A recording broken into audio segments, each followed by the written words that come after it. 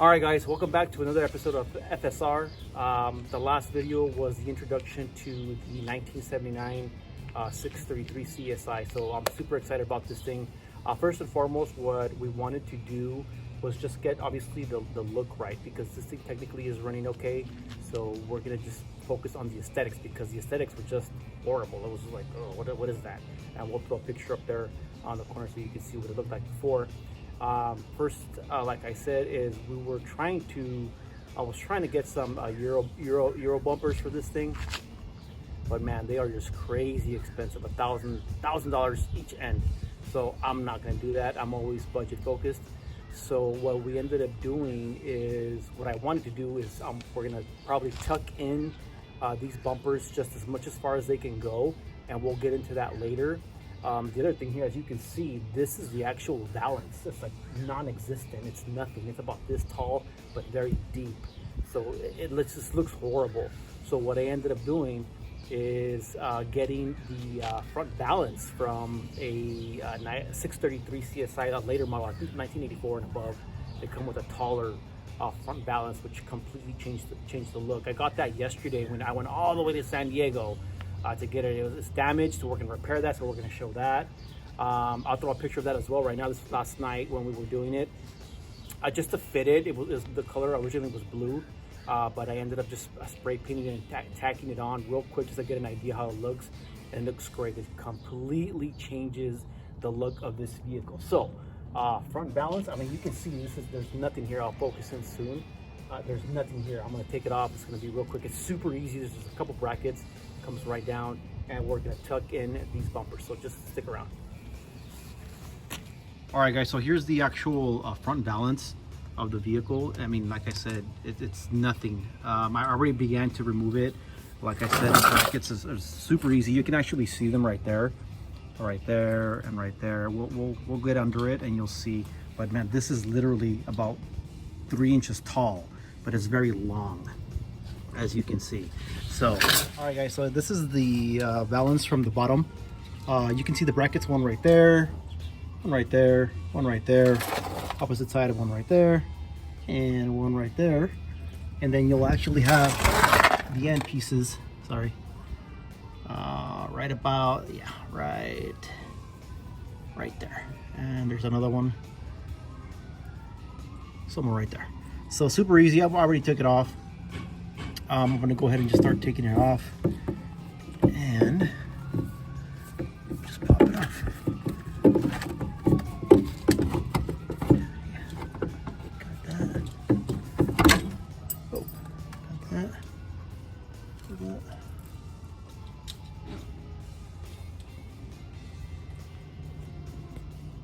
All right, guys, so here's the original valance. Came off, it's super easy, but as you can see, it's just long from the bottom to the nose, but very short, not very tall at all, opposed to the newer one,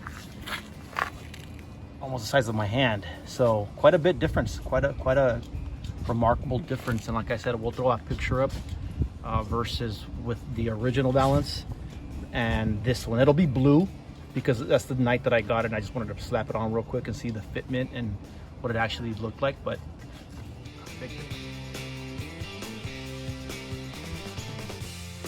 can see, taller, so it's just going to look lower and have that visual presence, even though it may not be lower. So super simple to remove, and this should be pretty easy to remove as well. But here are the cracks. We're gonna go ahead and repair that with epoxy. Same thing right there. Pretty bad, but still repairable. The bumper looks a little warped. You know, it's been sitting outside for years, so we're gonna go ahead and repair that as well. We're gonna try with some heat, and we're gonna put a press on it, and we're gonna rig up some, like a jig, to let it sit. But there it is. There's the difference. We'll start prepping this thing shortly. All right, guys, I'm gonna go ahead and start prepping this thing. You can see there's, you know, broken tabs. You know, there's, you know, some Mickey Mouse, you know, rivets here. These brackets are not the original ones. I'll show you those later on, but I'm gonna start breaking it down real quick. Removing the fog lamps, one's broken. Here's a temp sensor that doesn't really apply to my model line. Start removing this and just start prepping the bumper for repair. All right, I'm gonna do a time lapse.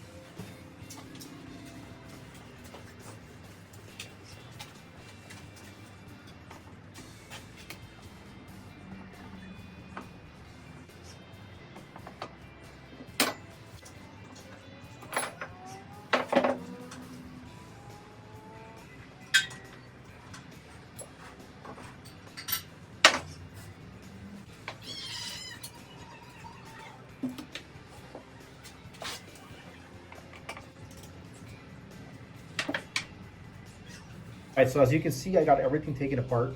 Fog lamps, brackets, whatever was there. I got the temp sensor out. We're probably not gonna reuse that. I am gonna leave this one for now.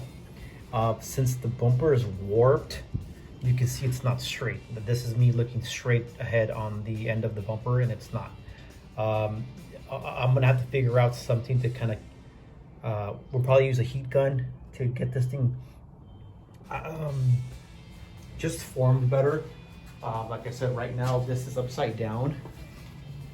No, actually this is right side up. So look how bad this thing is warped.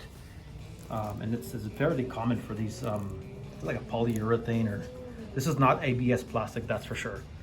This is OEM. So we're gonna try to see if we fix this, this should straighten this when it gets fastened to the vehicle. So I want to warm it up with the heat gun, and I'm going to create some sort of jig to let it sit overnight. But first and foremost, we're going to scuff this thing down, and we're going to start preparing to repair this with the JB weld. And it actually works very, very well. So we'll get on it. There it is. This is what it looks like right now. So it's going to look good. It's just got to look right. You got to make the repairs.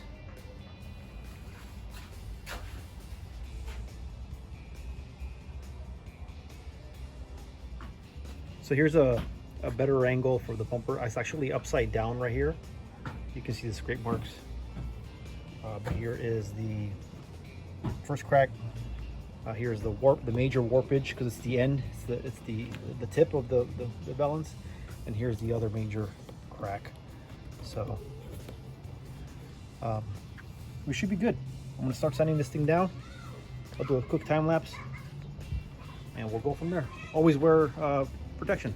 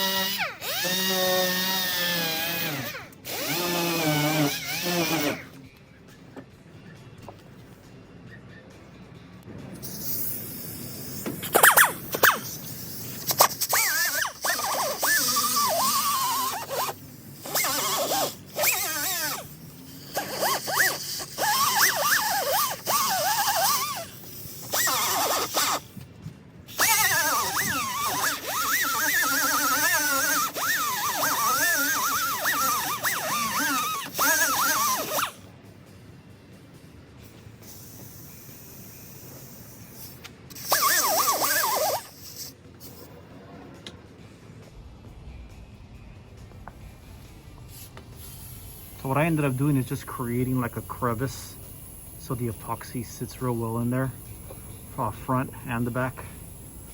I didn't realize how many layers of paint this thing had. So me sanding it with the orbital or the DA didn't really didn't really do anything. Needed to get it more aggressive. But you can see there's clearly a nice little passage for that epoxy to sink into, and I'm going to be using some C-clamps and some other folding materials to affix this while the epoxy cures. It's a 15-minute epoxy, but I'm gonna let it sit overnight. It's kind of cool here, not in California. I'm gonna work on the other one next.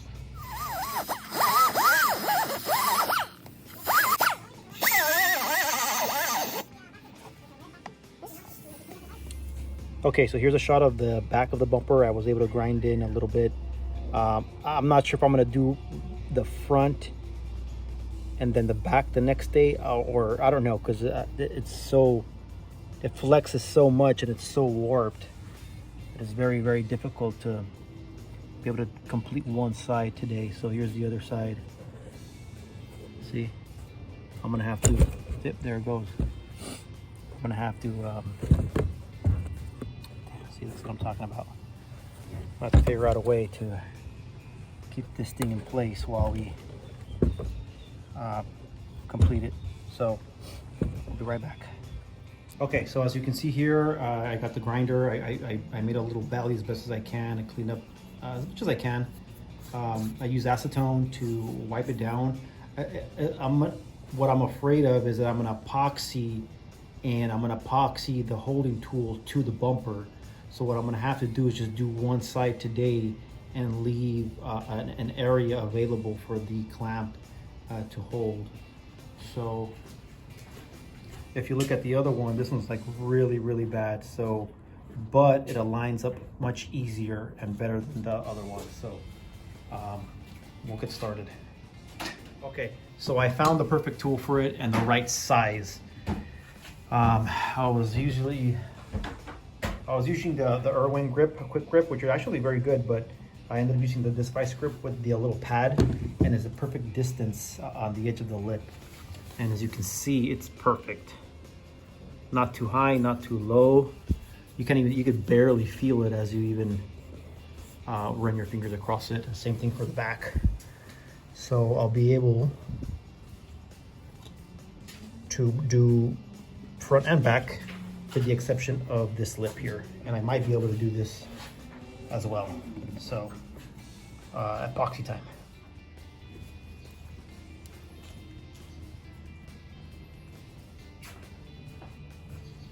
Always follow directions for JB Weld.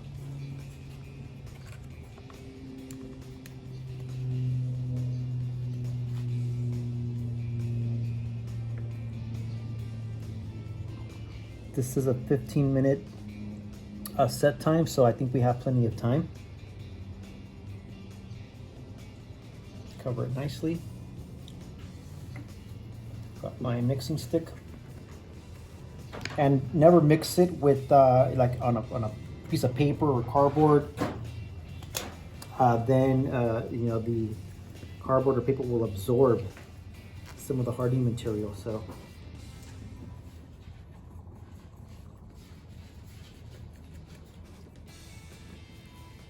can you see it good? Yeah. Yeah. Oh yeah. Yeah, I'm trying to get the perfect spot. So because your hand is in the way. Okay, so now let's start putting it on this thing right here, a little at a time. This is going to be the best option for me, unfortunately. If I start shifting the bumper another way, it's just going to flex on me and just going to not work at all. So this is what we're going to do for now.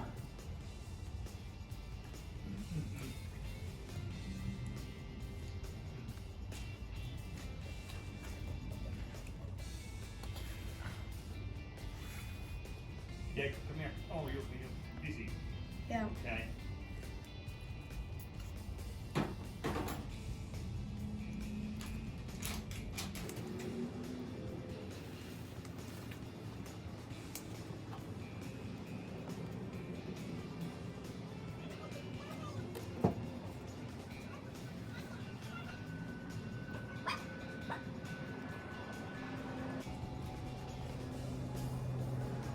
I'm trying to force some of it in there. cracks.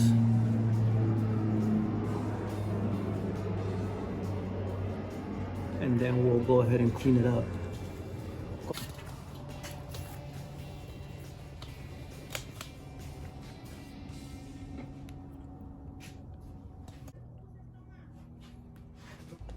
Forget about it.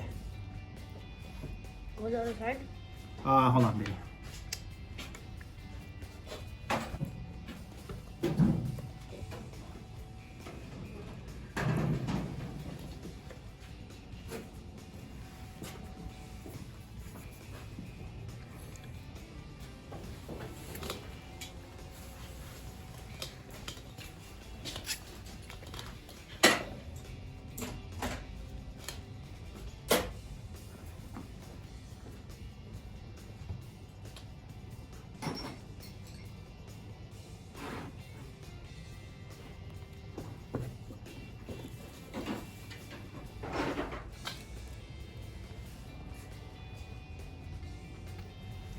Look at that, that's perfect, man. Wow, that looks good.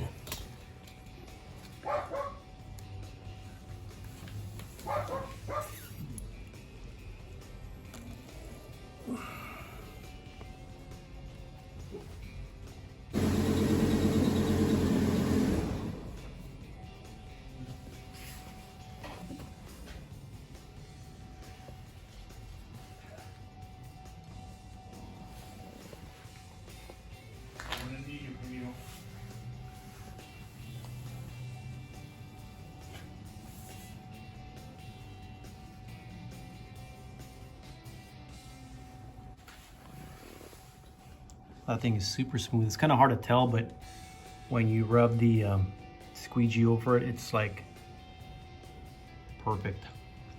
On the back side, I'm just gonna go ahead and leave it kind of thick, just for support. We'll see if we can get this one done as well shortly. I was able to get to the other side. Where did you go?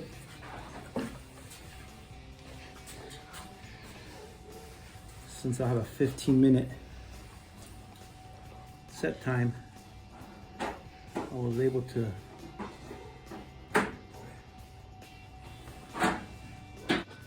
secure this one pretty well as well. It's already hardening up. I can feel it.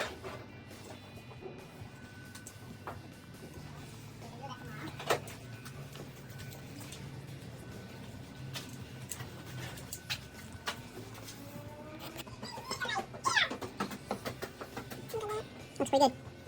All right, so I was able to go ahead and finish squeegeeing the epoxy. This actually did a very good job. I added a little bit more right there. I was able to do the front and back, at least the majority of it. It's kind of hard to tell, but I left a little bit thicker on the back side. The only thing that isn't epoxied is the actual transition point where the clamps meet. But other than that, I'm happy I was able to do it like that. This thing looks good. Nice and smooth. This thing gets rock solid, so I'm excited to see what this thing looks like tomorrow morning. The clamps actually themselves have a little weight on them, and they're actually flexing the bumper down, which is actually helping me at this point. So the way it sits right now, this is the actual bumper upside down. It's actually upside down at this point, but we'll leave it like that. We'll check on it. It's already getting kind of stiff. This is trash. We're gonna go ahead and just check it on it, probably tomorrow, and just continue breaking it down. I mean, look at all that. I gotta get rid of all that. I wonder if stripper will damage the bumper or actually remove it. But first things first is getting these cracks repaired, and I think we'll be okay. Then we'll Bondo it down, make it super smooth, super clean, and paint it the correct way.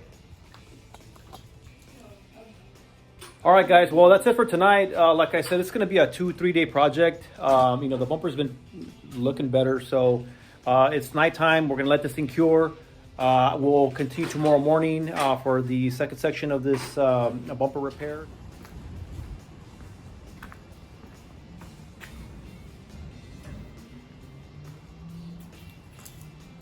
All right, morning everybody. This is the next day.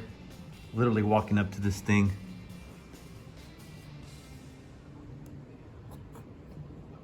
It's a little high right there, but everything else is perfect. You can actually see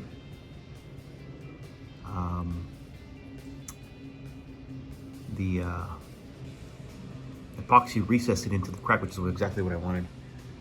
Could have gone a little thicker, but look at this side. Oh yeah, much better.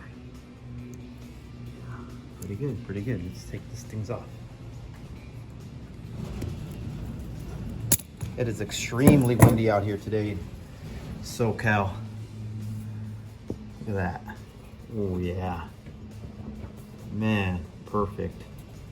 So happy about that. Look at that. Wow. Perfect.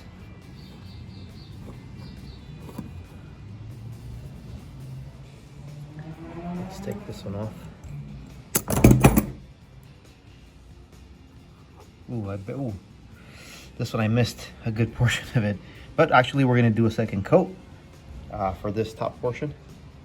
So I missed a little bit there. But man, this thing is actually very level.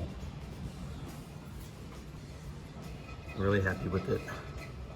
And then what I ended up doing is just clamping it down to the table.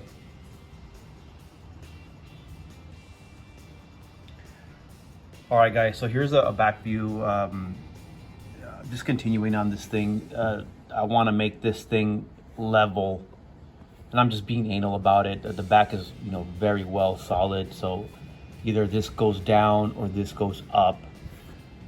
This side over here, I mean, I'm not sure if I completely missed it. It was hard to get behind it with the clamp, and it's very zigzaggy, so it's just very difficult. But this is perfectly level. Like, I'm just gonna add more epoxy, and this side is gonna be good, which ironically was the most difficult side. So I'm gonna figure something out, and I'll be right back.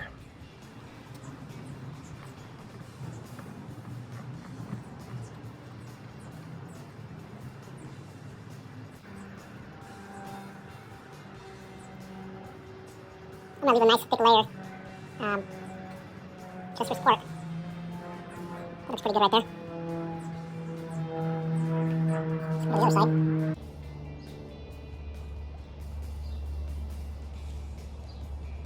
The crack on this side is much deeper or separated, so this one's gonna come out real nice.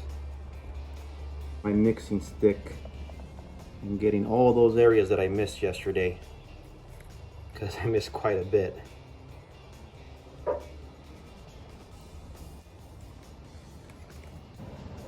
Of the epoxy. And I can see it just seeping down, so which is good. I want to push it down as much as I can.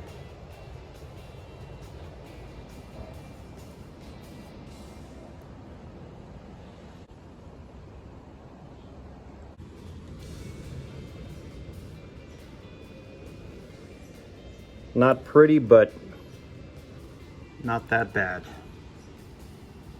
Let me fix the edges over here a little bit. There's no need for it to go this wide. And it's already setting, I can tell. So, nice thick layer for the bottom edge. This one looks a lot cleaner, but the other one was